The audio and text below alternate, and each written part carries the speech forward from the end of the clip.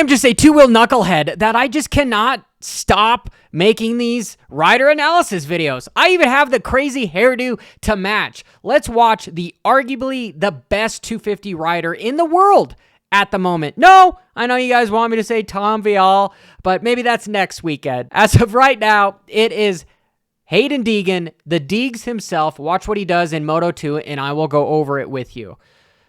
SouthWick is one of those tracks where it's incredibly difficult to keep your front wheel light and also just have the fitness to get through all this stuff because it is just so demanding on the body. And I guess we'll finish the little clip before I start going back with it.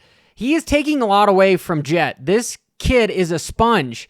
I don't know if it's the dynamic around him or what, but whatever riders that are doing better than him, he tries to soak it up. Maybe that's something that his dad ingrained in him. But anyway, I digress.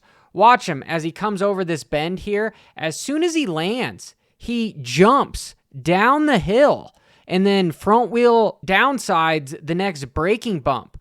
And yeah, you've got Levi that's trying to do the same thing with wheeling over, but you have another rider that's just bounce, bunny hops, accelerates, and anytime you're in the air, you're able to relax the arms. And on a track like this, where SouthWick, there is no brakes because it is just constant, just hammer, hammer, hammer. It is nice to do this. This is one of the reasons why I believe Sexton has a hard time keeping up with Jett, because he's just got that bulldog mentality where he's just going to hammer, hammer, hammer all the time. And I do have a point to make as to why I think Sexton is faster under certain conditions than Jett at the moment. But here, we'll continue on with this analysis. As he's coming down the hill, he's going to jump yet again into the corner. Okay, so lands right down, little bit of brake, then off, then accelerates, jumps in, and it's just keeping that front wheel light, and it's keeping him balanced on the bike and just has this smoothness to him to where he's not fighting the motorcycle. And over 35 minutes, relatively, because it's 30 minutes plus 2, you're going to have some fatigue. However, the way to keep that down and to honestly keep you loose and smooth and also expend less energy, it's doing this stuff that Jett's been able to do, where it doesn't look as fast. Maybe Deegan makes it look a little bit faster than Jett, because Jett, I would argue, does it more effortless than Deegan. It looks a little stiff, but Deegan is still implementing it, and he is making it work, and he is owning the 250 class because of it. So here, we'll continue on and watch as he instantly comes up this right-hand corner. Does it again, jumps over 3 or 4 bumps. And then look at his body positioning on the motorcycle. He's leaned way far back. He is basically on his toes because he's keeping that front wheel light. And even when he goes to sit down in the corners, he's going to sit down behind, I would say, the midsection of the motorcycle, because he doesn't want to weight that front end down at all and have it stick and dive, where we've seen riders, even in this moto here, Tom Vial ends up crashing because of letting that front end catch and slide out. There's one more thing that Deegan did. Besides his epic scrub that we all saw him do, that is something that has already been over. I wanted to focus on some things that have not been touched on for this week. Here, gets the hole shot, Moto 1. What does he instantly do? Keeps that front wheel light, wheelies over some of the gnarly braking bumps. Boom. And do you see how far back he is on the bike?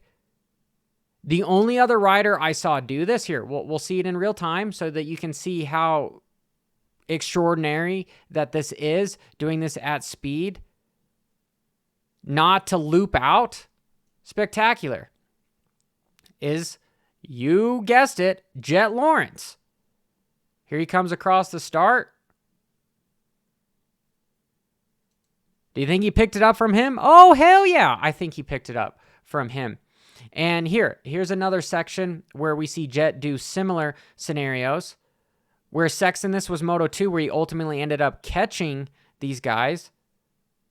But look at one rider, okay? One rider is pushing the envelope, which is Sexton.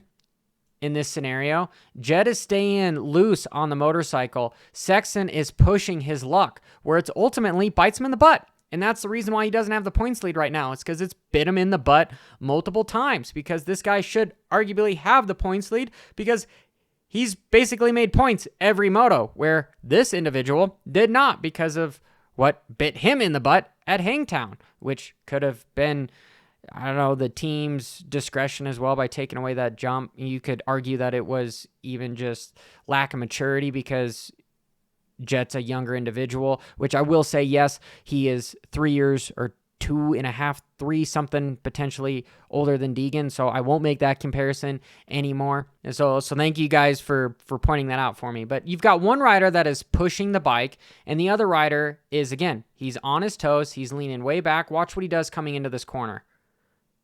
Just rut, jumps right in, where you got another rider that's pushing and shoving in here. And here, right now, if this video is helpful at all, and the ones I've made in the past and in the future, make sure you hit that subscribe button. So, my point here is Jett, even in Supercross, during the rain, he struggled. And what happened during this moto? Well, it was raining in the second moto of Southwick. And that's where Sexton, where did he end up getting a win in Supercross? It was in the mud. Okay? I mean, yeah, amongst others.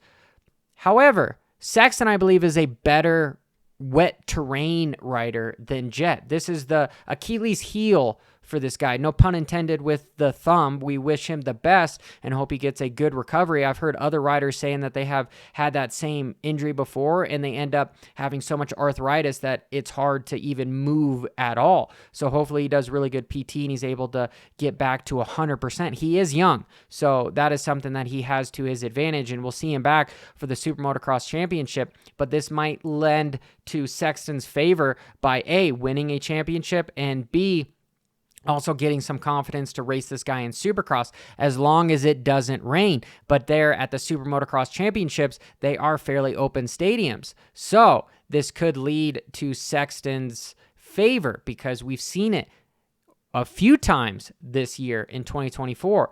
That rain seems to help Sexton and it seems to hurt Jett. And yeah, because Tom Vialle is one of my favorite riders, just got to show this. Most of the other guys were able to do this as well, but coming back across one of the long straightaways, these riders were jumping off the bottom of the lip here. Tom Vialle is not one of those riders to be super flash. However, he's still able to do what sort of is the Bubba Scrub because you're pre-lifting and pre-jumping, but it's not completely sideways and bent over, which the clip we all saw Deegan do there at SouthWick, which was also spectacular. So this is Johnny F. and Hopper. Till next time, keep it WFO, and hey, looking forward to Redbud tomorrow.